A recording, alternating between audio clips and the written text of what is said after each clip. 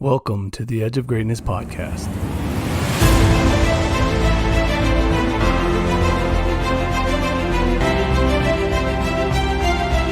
The path to greatness is never linear and requires patience and consistency. Join us on our journey as we peel back the layers of success, searching for that elusive core. Each week we will explore a different component of greatness, utilizing experts who have traveled some part of the path that we are all on. We aim to uncover insights into the areas of leadership, coaching, performance, overcoming failure, the power of habits, and so much more.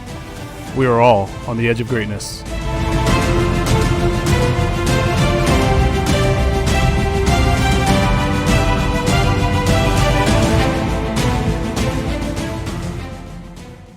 Hello and welcome to another episode of the Edge of Greatness podcast.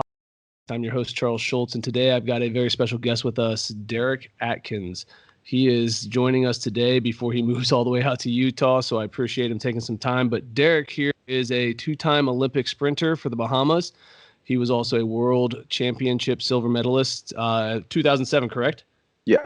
All right, yeah. And then also has the Bahamas national record for the 100-meter dash with a 9.91, and now is teaching the next generation of sprinter how to be fast like him. So that's the goal. That's the goal. That's right.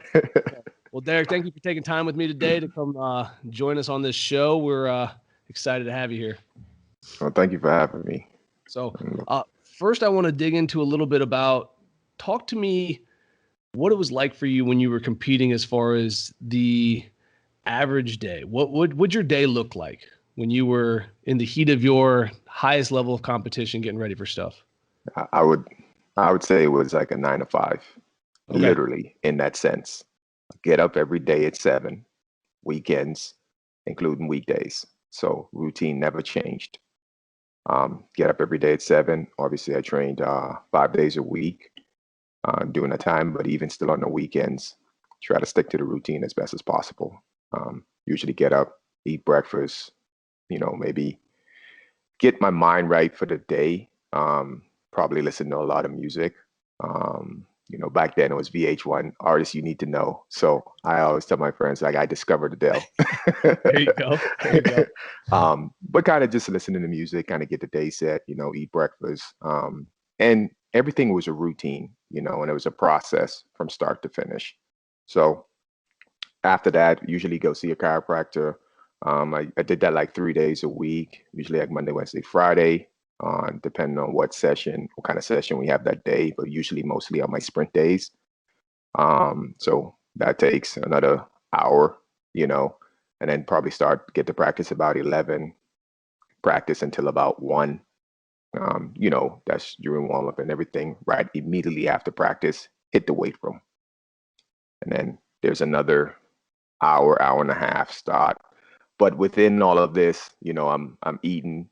Obviously, nutrition is a big part of being an athlete and making sure that you're successful and having the fuel. So I'm having snacks in between, plan. So basically, I'm telling you, my day's been planned out from start to finish.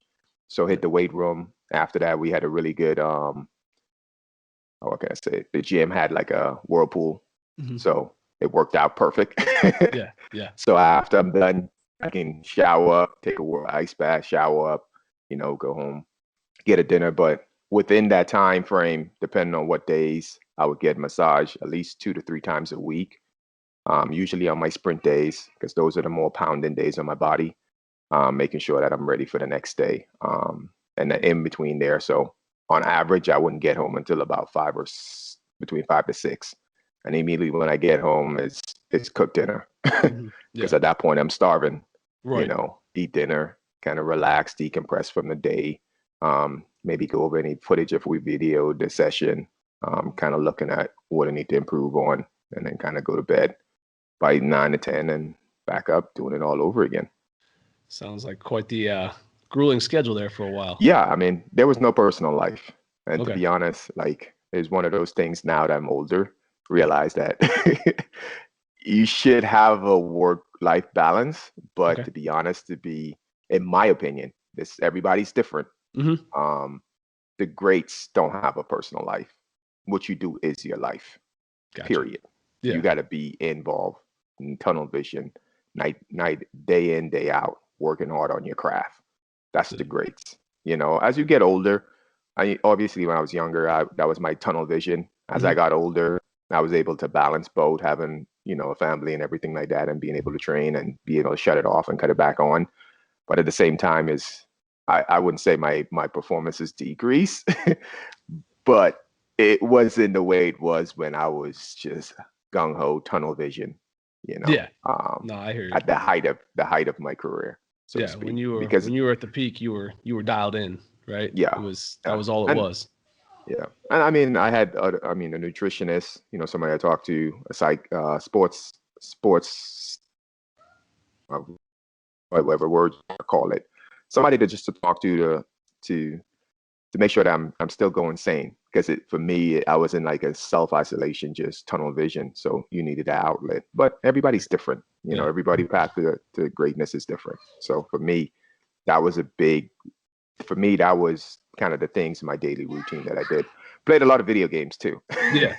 Something to clear your mind a little bit, keep you. Yeah, take a distraction away from it. Read a lot of books. I can't, like, I tell my friends, like, I read more as a professional athlete than I ever did in college. You utilize video game playing to keep your sanity. Yeah. Because in between all that other stuff, you're basically business-like. And so you need something to kind of keep you grounded. So real quick, though, what video game was your go-to back then? Assassin's Creed. Assassin's I Creed? was a big Assassin's Creed fan. Yeah. And then it kind of turned to Destiny. Okay, yeah. That's more so my games. I didn't play Call of Duty or any sports games. No. Because for me, it was sports games kind of still remind me of sports. Yeah. Of what I do. So it's kind of me as an escape, playing a game that's completely mundane, has nothing to do with what I do. Right. And so you were using it more for like a recharge. Like it was a chance for your body to go and relax and your mind to escape from what you're focused on all the time and just kind of clear everything back to neutral. Yeah. And I said, I don't know if it cut out before, but I read a lot. I read more as a professional athlete than I ever did when I was 5 years in college. Oh, yeah. Yeah, for real. Like, it was just because, especially traveling overseas, 12-hour flights. I mean, like, what I'm going to do, watch movies and read, and mostly I was reading, motivational books, autobiographies of great people who had success in different walks of life. It wasn't just sports related either. And the common theme that I've gathered was, having that tunnel vision, just day in and day out on your craft, to be successful. Yeah. So. Now, you mentioned that you were basically in isolation, working by yourself, like daily, just get up, go to work, come back, just living by yourself. Obviously you have your coaches and your support staff from that perspective, but is that a common thing for sprinter athletes to not have training partners? No, I had training partners too. Oh, okay. But it wasn't like, when I say isolation, it's more like when I go home. Gotcha. I had training partners that interact, and then we do some interactions outside of track, outside of practice. Go over to people's house, cookouts and dinners and stuff like that. Post COVID. Right. I'm pretty sure they're probably still doing it now, because I've seen a couple of videos of professionals training now in track and field, and they're definitely, you're in a bubble. Like, you're literally in a bubble. Like, because if you get it, it's going to be one of those things where it can adversely affect you. You might be okay, but you don't know what's going to happen in terms of the long-term effects of your lungs and everything like that. Right. And that's a big, important part, But for me, it's just, I'm pretty sure they're in a bubble all together. Even the coaches as well, and their families, because it's a big deal. I mean, it's kind of taken over our lives. I was just kind of reading an article of COVID fatigue, and dealing with that. And it's just, I can imagine if I was still competing at the high level and trying to deal with this as well. It's mind blowing, because it's, you're worried about pulling a hamstring or tearing an Achilles or ACL. And I was like, that is like least of your worries. Right. Because you could come back from that. Like, there's people dying over COVID. So it's like one of those things, like, you never know. So your heightened sense of awareness is like even more intent on a higher level with it. So my hat's off to those guys, man. I see them still training, doing what they need to do to get ready for Tokyo 2021. So yeah, and that's another piece too, is that they were all expecting to compete this last year in this year, 2020, yeah. right? Yeah, 2020. Yeah. So how do you think that would be as far as affecting, because obviously you tailor your workouts to peak at a certain time, right? Yes. That's kind of how it's done. Yeah. And now all of a sudden that peak period is no longer a competition. Does it, because they moved it far enough back, does it have that much of an effect, or is it No, more? I think coaches have adapt, athletes have adapt. They were like in the middle of the summer, they had some meets going on, like Okay. it was like dual type meets. It wasn't Mhm. on high, in terms of like how you would have all 8 lanes filled. They followed the procedures and the protocol. And that's the thing with our sport is we're not a contact sport. So you can kind of avoid people in a sense, Right. because you're not right up on top of each other. You're warming up, you can warm up in your lane and 2 lanes over, 6 feet apart. You can get it done, with our sport. Yeah. So with that, but it's just, I think, coaches have adjusted. Now they're going back to ball based training. And the thing is what people understand, like, just the outside world looking in, every time they think about track and field, it's, oh, the Olympics. I mean, like, nah, track is year round. Yeah. No, yeah, there's for sure. no there's no true break, like most, like football, y'all probably get what, anywhere from high level competition intensity, 6 months off, give or take. If you make a run in this playoffs, probably a little Yeah, less, but yeah, but yeah, the average football player who doesn't yeah, make the playoffs, you're probably looking at 4 to 6 months of just yeah. downtime. The average track is probably anywhere from a month to 6 weeks. Wow. And that's you're still being active because you Right. lose your fitness instantly within 7 days. Yeah. So that's still being some kind of active cross training or whatever the case may be. Mhm. So it's year round, and Yeah. to be the best, you got to stay on top of your game. Yeah. Nutrition and nutrition, making sure that you're getting the right sleep. That's the big component. Like when as I got older, I kind of slacked a little bit because it was kind of muscle memory. Mhm. I would things just come natural to me. Like I didn't have to work hard for it. When I was older in my career, I can get back in shape within 2-3 weeks. Because my body's been conditioned to do that. So for me, it's a little different than somebody else, I when gotcha. it comes to getting back in the routine. But those things, I mean, as a coach now, I'm harping on it like Yeah.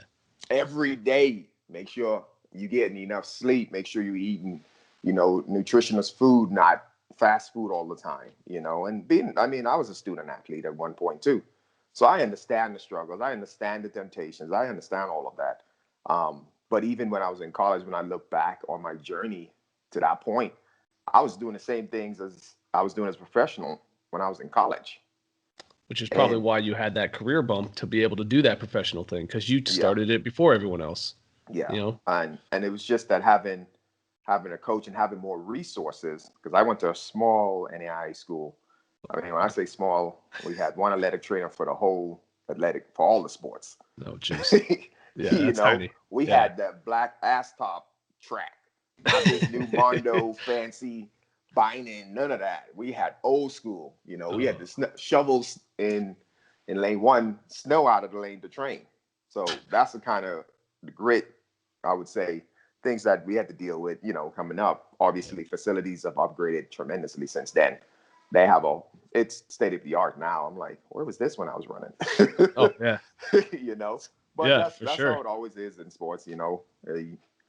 My thing is, one person told me like you want to leave a place better than you left than you've been when you got there. So I feel like Absolutely. every stop in my life, in my career, has been better. Good. College has been better. Even my 2 coaching jobs has been better. So, and now I'm in a position to hopefully make Dixie a lot better. Yeah. And they're transitioning to D1 too. So Yeah, I heard hopefully they about could that. That's awesome. That's exciting. bring all the experiences that I've had over the years, and hopefully we can elevate the whole athletic program in the university to a Yeah. national level. So, No, that'd be fun to see for sure. So tell me, I want to talk a little bit. I mentioned when we were talking before the start of the recording here that I'm a big proponent of the hard hits we take in our life, the setbacks that we like are dealt, shape us to become a stronger, better version of ourselves. And I remember when we were at OU, we were talking, and you went from this extreme high from the World Championships in 2007 to your shot at the Olympics, and then it didn't quite turn out like you wanted it to at the Olympics, did it? That's No, kind of okay. they did not. It So was talk me through that one a little bit, because I want people to hear kind of, because they always see these things, like obviously you've had a phenomenal career, you're coaching very successfully now, you're moving up the ranks from that perspective, but it wasn't always just constant steps forward. There were steps back along the way, right? yeah, for sure. I mean, where do I start? That's the question. For me, like we're gonna start with, coming off of the World Championship, ranking second in the world, you know, 0.05 away from the gold medal. That's a serious high. Like Yeah. set out through the season to be on the podium, not knowing what color or what position on the podium, but being on the podium. That was my sole focus, being on the podium. Everything I did that season, an intent, being on the podium. Hey, you want to go hang out and go to the club? Is that going to get me on the podium? Nah, I'm good. That's kind of my mindset. I know ice cream is good, candy is good. Is that going to help me? Nah, I'm good. So after putting all that work in and actually reaching a goal, they said it's lonely at the top. It was definitely that feeling, because no one truly understood what it felt like, that journey getting there, the work that I put in. Obviously, my coach did, and he understand that dynamics of it, but he didn't truly extend the extent, because I like to consider myself a deep thinker somewhat. And a master of my craft. Like, it wasn't I just showed the practice, check a box, go home. It was like understanding my craft to the nature of why I'm doing foot placements, arm actions, everything like that, breathing components, all of that, and I took it serious. Like to me, it felt like it's life or death, failure or not. There was no other option. I had to succeed, and so reaching that mountaintop of that goal of being a world silver medalist, and then coming back and being celebrated for it, going home, huge parades, man of the town, key to the city, all of that great stuff, and then coming back to training, and then about 2 weeks in, I just had this stomach pain. And I thought it was, we're from the islands, so everything we cure with some tea. Yeah. Some hot tea, right? So I'm over here drinking some hot ginger tea, call my mom. I was like, Mom, I don't know. She's like, yeah, it's pretty gas. You probably bloated or whatever. I was like, all right, Mom. All right. Drink it. It's like, nah, I didn't feel any better. So I called one of my teammates. I was like, hey, bro, I'm going to go to the emergency room. Just kind of check up on me just in case. Because at that point, I'm in isolation. Like I told you before, like no family members, my teammates are probably the closest thing to family there, So if anything happens to me, they're the only person in line of contact. Text my coach about it. I didn't text my agent, which is kind of weird, but I should have texted my agent. Hey, just so you know, FYI, I'm in the hospital. Right. Because I went in, they were like, we got to operate right away. Your appendix is about to rupture. Oh. And that took me out for about 6 weeks solid, no activity. They had to scope it in. Hindsight 2020 should have. I took precaution. I didn't want to rush back because I knew it was a long season. I was still in great shape, like phenomenal shape, even coming off the World Championship. So I only took like roughly a month off, and so I'm still in shape. Like I'm still in good shape. I might have fall back a little bit, but when I came back to practice, I'm hitting times like I was doing when I was at my best in the fall. So, I felt I was in good shape mentally, physically, everything was fine. And then, that happened. And then I was like out for 6 weeks, gained like 10 pounds. In our sport, 10 pounds is the difference between making the podium, making a final, and not making a final. Between first and last, 10 pounds is a lot. That's a lot of weight you got to carry, regardless of the strength. So I'm 10 pounds over my competition weight, so to speak. And it was the hardest 10 pounds to lose in my life.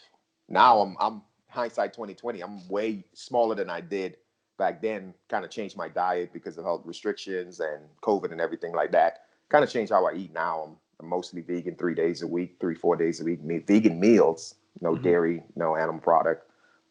Still need my protein, so I eat chicken and fish. And just off of that, just off of that alone, lost 50 pounds Oh, wow. since COVID started till now. And I'm I was sitting saying, here man, like, you're looking good. That's for sure. I'm sitting here like, why didn't I do this when I was running? Oh, right. Why didn't I go to this extreme to change how I ate? But it wasn't because I had a nutritionist. Hey, this is how you eat, small portion control. You need carbs, fibers, fats, all that good stuff. And I was working out too. So sorry to be sidetracked until now. No, but going back. Yeah.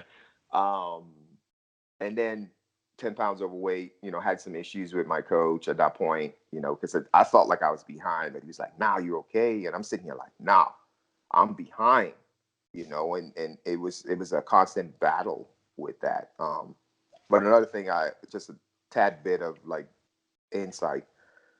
One of the things that I would tell any athlete, especially in our sport, is more isolated when you have a one-on-one with an individual sport.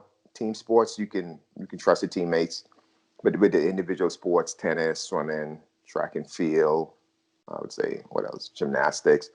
Trust your coach implicitly. Like, do not doubt. That one sliver of doubt could derail your whole career. Hindsight, 2020. Not in the 2020 sense that we're in the year 2020, but knowing this now, going back to younger me would have been like, hey, suck it up, buttercup, and plow through it. Yeah. But at that point, I felt, so me and my coach had a falling out in the essence of everything through my career. And it was just kind of one of those, the trust was kind of broken for me personally. And I shouldn't have took it that personal because it was a business at the end of the day. It's a business, and he made a business decision that I didn't agree with. But at the same time, we're an individual sport. But it affected me in a way that you think, you just be all right. You'll run through it. You come show up, check the box, go home. But that wasn't the atmosphere the year before. It was more of a bond, and our bond was a lot closer, and then it just kind of dissipates. So it was like the trust was gone, and it didn't matter what he said or do. It was just constant. You always remember that one negative thing. Could be 100 things right, and that one thing wrong. You harp on, and that when you get that kind of personality of a tunnel vision, A-type personality, when you just focus in, that one thing could derail you. So I always tell everybody, just have a balance, but put things in perspective and have people around you that you trust to talk to. And at that point, the trust was broken. So hence the struggle of 2008, 10 pounds overweight, kind of lost trust. I lost confidence in my coach, but that was me. That wasn't necessarily him. And that's why I realize now that humans are going to be human beings. They're going to do what they want to do. The only thing you can control is you and how you react to them. And I didn't react it well. I took it personal. Like I lost sight, so I lost focus on what it was. The intent was to be the Olympic champ. That was before Usain came on the scene. Yeah. And I knew that if I worked a little harder, be a lot more disciplined, be a lot, more studious in my craft, that I would be Olympic champ that year. But I got lost. got just completely turned out of the. Usain came on the boat. Now I'm chasing world records in practice, which I probably did broke world record in practice, literally, because we have like the electric beams. Yeah. And my splits were like negative, negative, negative. Like I got faster as the race went on. So at that point, I was hitting velocities that I wasn't decreasing. And training like a madman because I'm angry. And it was, for some people that works, some people don't. But for me, it worked. But then I got burnt out. So fast track to the season, up and down. If I felt good, ran fast, phenomenal. Felt like crap, it was the same thing. Up and down, emotional roller coaster, so to speak. And it was just trying to find that balance again, because it all started with my appendix. And then that just threw me out of whack, and it was just up and down, emotionals up and down.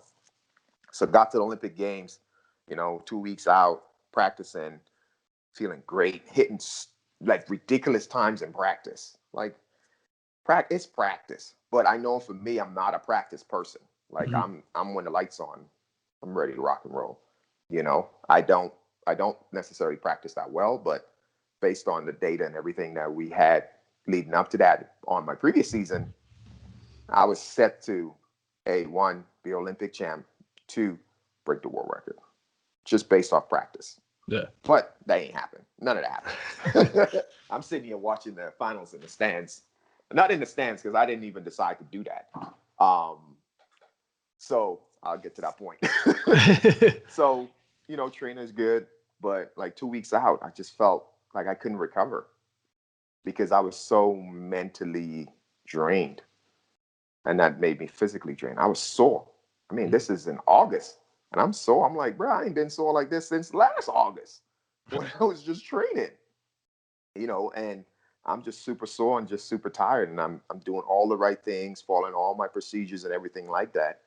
And it just seemed I took like 3 days, took ice bath 3 times a day. Oof. That's how much massage at least once a day.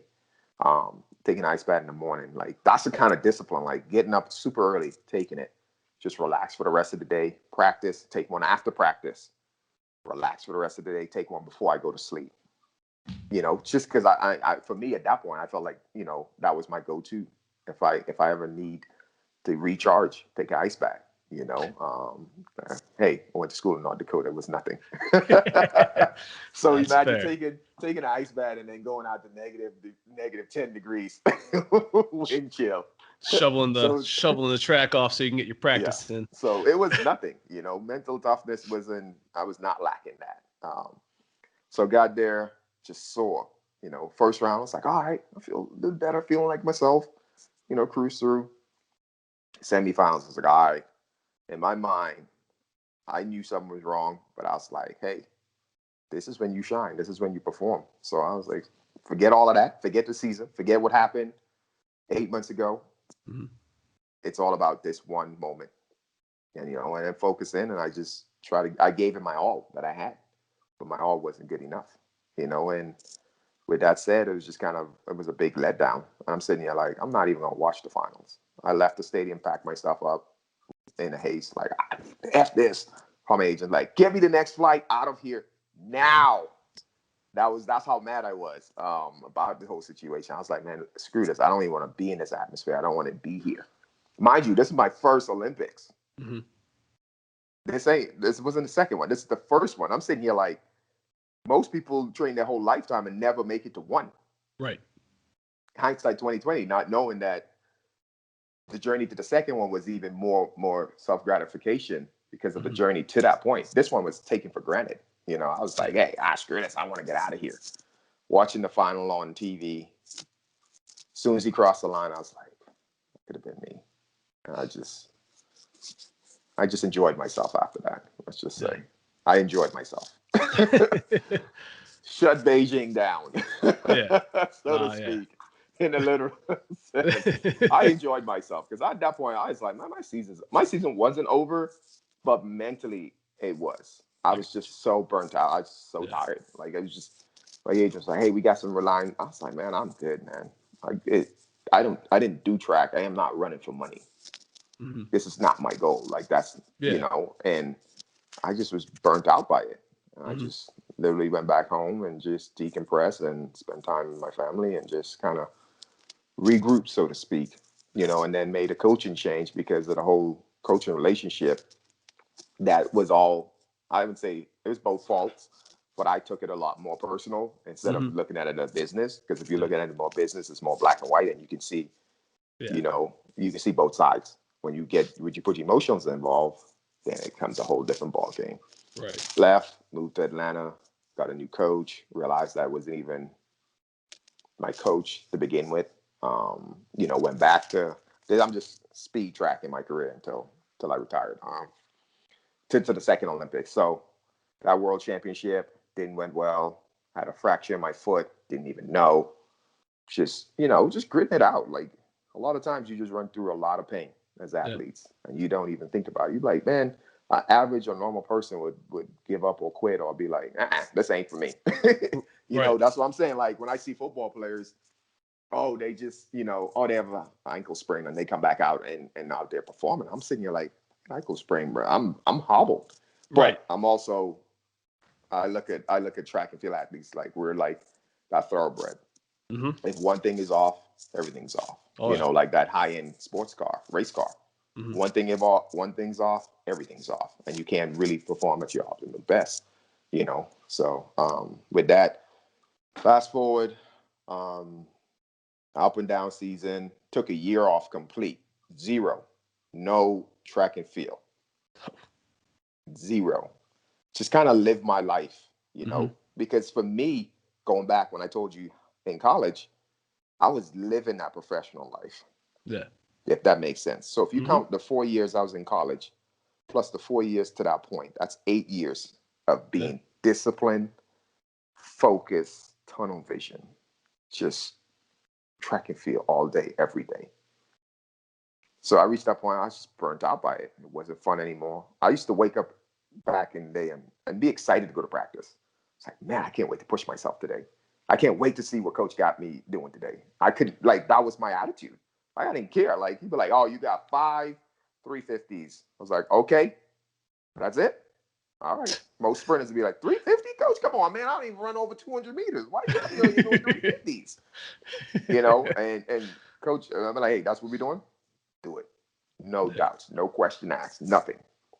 And so I was burnt out. So 2010, I was just like, hey, screw it. I'm probably done running track. Mm-hmm. Like 2010, I was just like, at that point, I lost my contract too, and the whole business aspect of it. Gotcha. That was fun. No, I bet. But for me, it wasn't. It's the weirdest thing that you think about, because in our sport, it's very different than other sport in terms for like the percentage of people who has actual contracts that make money, mm-hmm. versus those who have to go out there in the daily grind to compete to make money. So when you have a contract, you kind of have a safe sense of security, but you don't, because if one slip up, that can be all gone. Right. So, and I felt like my contract was albatross around my neck. Like, it felt like I had to perform, because if I don't, then my money is going to be gone and all this. So when I lost the contract, to be honest, it was a sign of relief. No. Nobody wants to lose money. Oh, yeah, obviously. But my intent, my pure nature of why I run wasn't about money. Mm-hmm. It was the core of like just pushing myself and being the best that I could possibly be. It wasn't about money. I mean, that came along with it, and along with all the fame and success. Like, yeah, that comes with it. But it wasn't my motivation and my drive, and it became a hindrance for me. And I was just like, screw it. I'm good. At that point, I mean, I lived frugally, did not spend much on anything. Yeah. So everything I made, I saved. I didn't go out and buy stuff, and I bought a house. That was the biggest mistake of my life, but I don't want to get too personal, because that was in the height of the market, and then it just crashed the year after that. And I'm sitting there like, yeah, that was not a good investment at all. That's one of those goodness moments. Yeah. So took a year off, enjoyed myself, gained about 15 pounds, living the life, just not worrying about track and field. Played a lot more video games, read a lot less. And I just woke up one day in the middle of the haze. I wouldn't say it was drunken haze and cocaine and drugs. I didn't do any of that. Just so to know for the audience out there. Yeah, that's good. But it was a bender of just no cares, no worries, just no holding myself accountable to anything. Right. I mean, I'm single. I'm like, I don't got to do, like, who I got to answer? You know what I mean? This is kind of the life that I was living at that point. Basically a mental fog all the time. Yeah. And it was just no focus, no purpose. Yes. Yeah. I mean, it was great. It was like, oh man, yeah, that's awesome. What I'm going to do today? I don't know. Are we going to figure it out? Yeah, absolutely. I just woke up in the middle of that, and it's just like, that's probably about a year in. I need something to keep me going, because at this point, this is not the direction of my life that I want to go in. So packed up, moved all my stuff, moved back to Atlanta. At that point, I was in Florida where I trained. Okay. Moved back to Atlanta, kind of refocus, 10 pounds overweight, didn't have a coach. I was like, hey, man, I can tough it out. I can get it done, so to speak. And, when you don't have a system or a construct, it's like when I was at my best, I was training at the University of Florida. Okay. So I had everything at my fingertips. Yeah. Everything that I possibly would need at my fingertips. When I moved to Atlanta, none of that was there. So I had to go find a new routine, new place to track, new place to train and everything like that, physiotherapist, nutrition, all that. I had to find all of that again. And that in itself was a journey to find the right people to be around and put myself in a position to succeed. So, and at that point, I'm coaching myself now because trust issues. It sounds like I'm just giving. Now you're sitting here like I'm Dr. Phil. You, Dr. Phil. I'm sitting here telling you my whole life story. Like people want to hear this. No, I mean, but it's the reality. Like, yeah. Everybody just sees the glitz and glamour, but like, nah. I mean, athletes are humans too. Like, we go through a lot, and the great ones be able to balance both. Right. So fast forward, coaching myself, had like hamstring issues. Obviously trying to lose 20 pounds, got that off. Just was disciplined. Like when I say discipline, like I felt like nutrition was the weak link in me losing the weight, because I trained hard every day, weight room hard every day, strength levels off the roof. But it was just my nutrition was a big part of it. And depending on your body type and your family and your genetics, some people are disposed to be heavy or set. And I was one of those people. Like, I was just a big sprinter. You would see me on TV and be like, damn, that dude is huge. But I wasn't. It's just a big dude, for my frame. So I'm training hard, had a hamstring issue. And I was like, man, is this really worth London? I was like, hey, this is going to be the last one. Mind you, I'm 28 now. Right. At this point. It's like, this is the last one, man. So I was like, hey, last one, I always say myself. I even told my kids, last one, best one. It's just kind of my motto and creed that I constantly say, hey, we're going to make it count. Training hard, got the qualifying standard. It was kind of like a breakthrough, because at that point, I was nowhere close to where I was running. So I was like in the 10.2s, 10.1s all season. It's like, yeah, this is okay. Well, this ain't going to get me on the podium. But my intent goal was to make the final at that point. It wasn't to make the podium. It was just to make the final, because that eluded me from the first one. I didn't make the final. And so got down to probably June, hit the qualifying. I already had the qualifying standard, but hit my personal qualifying standard. And I was like 10-0. I was like, okay, that's good. Depending on the landscape of the track and field where you're going, and that was all good. Went home, was doing a stride, and then my back frees up, like big spaz. I had a little spaz, big spaz. And I'm sitting, I just hit the floor. Could not move. I was like, what the hell happened? Mind you, this is just a constant theme of my entire preparing for 2012 London. It's just great, drop to the bottom. Great, drop to the bottom. Like, it's just up, down. Like 10 steps forward, 20 back kind of thing. Right. And I was just like, hey, got to persevere through it. Last one, best one. Every time that happened, hey, it's a minor setback, last one, best one. Let's have these benchmark goals. So throughout the season, but benchmark goals was 1, cut the weight, 2, hit the qualifying time, 3, make the Olympic team, and then the final goal was to make the Olympic final. So I accomplished 3 of the 4 goals that season. And in London, before, like when I was in Beijing, I didn't do any of the open ceremony. I didn't do none of that. No team camaraderie, none of that. I was just business. Fly in, get it done, fly out. Business, literally. This one, I was like, hey, this is the last one, man. You don't know if you're going to be guaranteed 2016.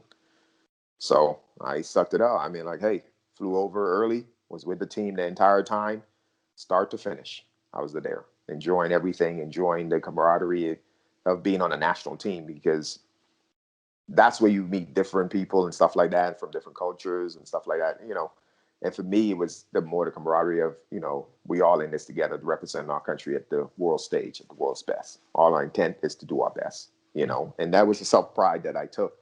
And whenever I put my Bahamian uniform on, like the colors on my back, like, hey, this is bigger than me, you know? So fast forward, like being there, everything's good, training, great, coaching myself, mind you. And it's very hard, coaching yourself. But in the essence of coaching myself, I learned a lot about myself, a lot about training theory, a lot about what works and what don't work. So when I coach now, it's yes, it's a science. You can't neglect the science because that's what it is, what it is. That's straight black and white. Facts are facts. You can't just make your own up. Be surprised these days. Be surprised. But anyway, so I learned a lot about myself, a lot about training theory, and researching on microcycles, mesocycles, applying metrics, speed development, strength, all that stuff, max velocity, all of that. I'm just learning a lot more about the sport than I ever did before. So as a coach now, I implement my experience, the science, and more so the relationship with the athlete. Those are my three components I feel like that I've done thus far to have great success in what I've done. I mean, granted, I haven't created a national champ or All-American yet, but that's the intent and the goal. Some people are blessed to have really talented athletes. I mean, the kids that I've been working with are a lot of developmental and a lot of confidence boosting kids kids that you need to boost their confidence to keep them, to have them be successful. Because that's what I realize now with sports. Like, yeah, you got those kids who are super good, and those are the kids that are probably more amped to be extremely confident. And then you have those hidden gems that are not they're not barn burners. They're not out, you don't know. But the biggest thing, they have the same ability as that kid as a star, they just don't have the confidence. Yeah. And being able to develop and give them that confidence as a coach has been one of, I guess, the shining light. Every stop that I leave, granted, it's just been 2 stops so far. Hopefully I'm not going anywhere no time soon. Yeah, right. With a lot the kids, they always send me a message, hey, coach, thank you for giving me that confidence in myself and making me believe in myself. And I'm sitting here like, I was just doing, I was just trying to help you. Like, I didn't do it with intent, like, oh yeah, I'm the best coach ever. And it was never about me. It was always about the athletes and trying to get the most out of them and let them believe in themselves, because that's what a coach does. Right. The coach sees what others don't. Oh, yeah. And help them to bring out the true light of them, their full potential. Because I remember when I was at Alex, like, man, my coach just talking out his ears. I mean, I know I'm good, but he can tell me I'm being great. I can be better. And going back to 2005, I had a moment of clarification with my coach back then. This was my transition between college and professional. That was my last year as a collegiate athlete. It's bowler year, finish out All-American again, national champ again, all that good stuff, records, all that good stuff. But I went to that was collegiate. Then I went to the professional, I would say semi-professional level. And there's no really such thing as semi-professional in track. Is it you're pro or you're not? But we had a regional meet where you compete against the best in the Caribbean, called the CAC, so Central and American Caribbean Championships. Okay. So the guys who were whooping me as a junior, so now I'm a senior athlete. I'm no longer a junior athlete. So I reached that age of 21. Consider a junior anymore. So I'm sitting here I'm still getting beat by the same guys. Oh, and it was just an epiphany moment. I'm tired of this. It's just I'm tired of getting beat. What can I do to get over this hump?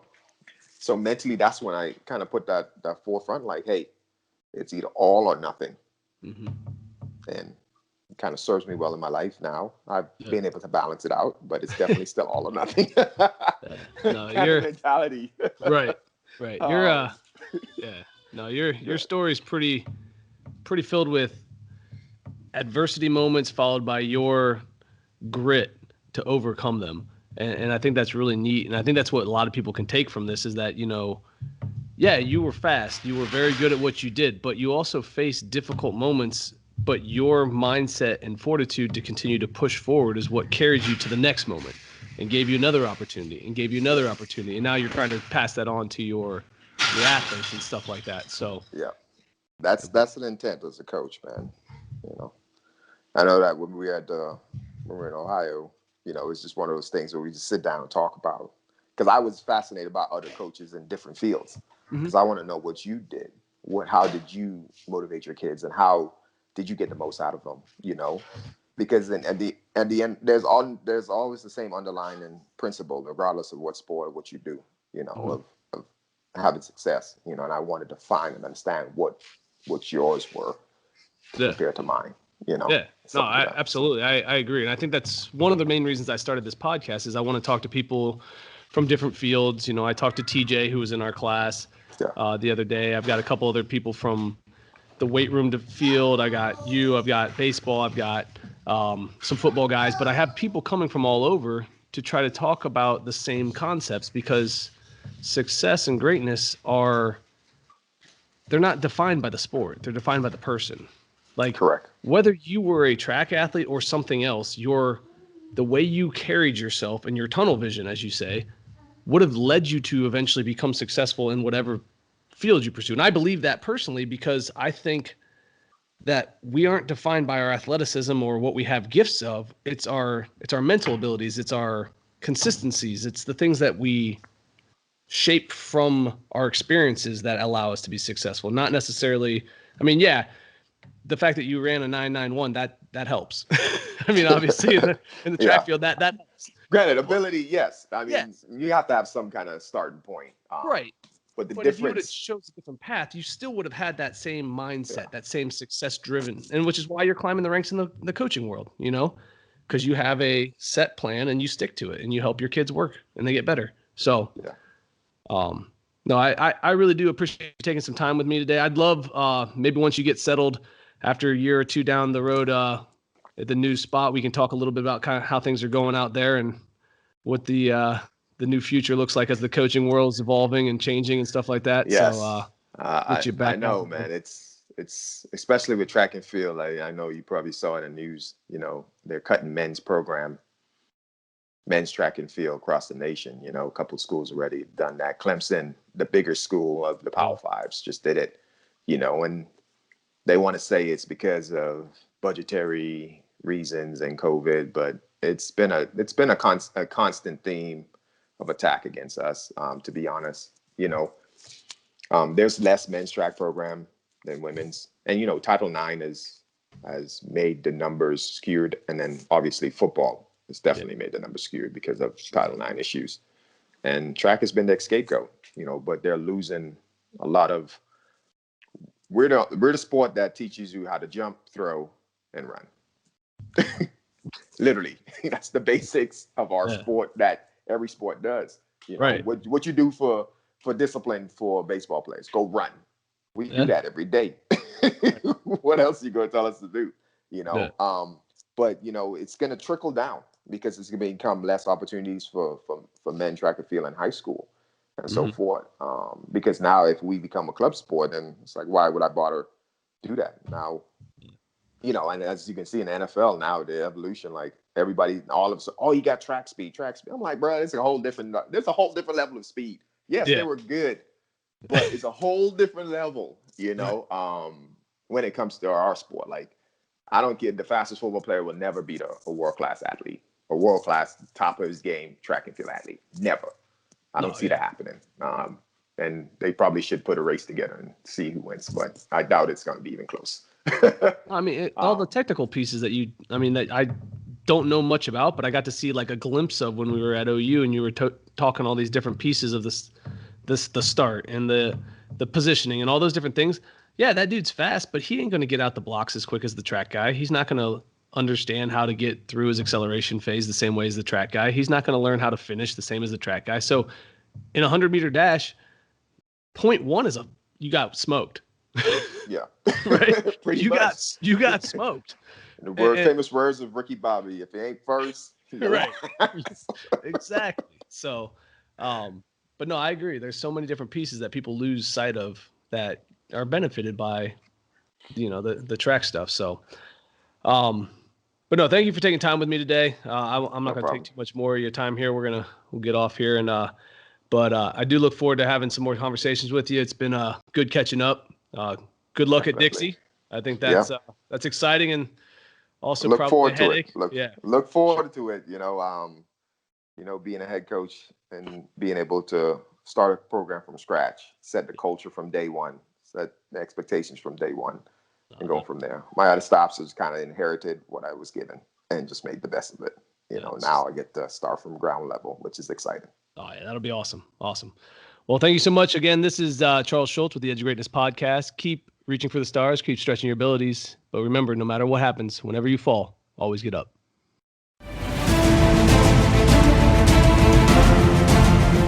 Thank you for joining us today on the Edge of Greatness podcast. We hope you enjoyed today's episode and join us again next time as we continue to dig deeper into the key components of greatness.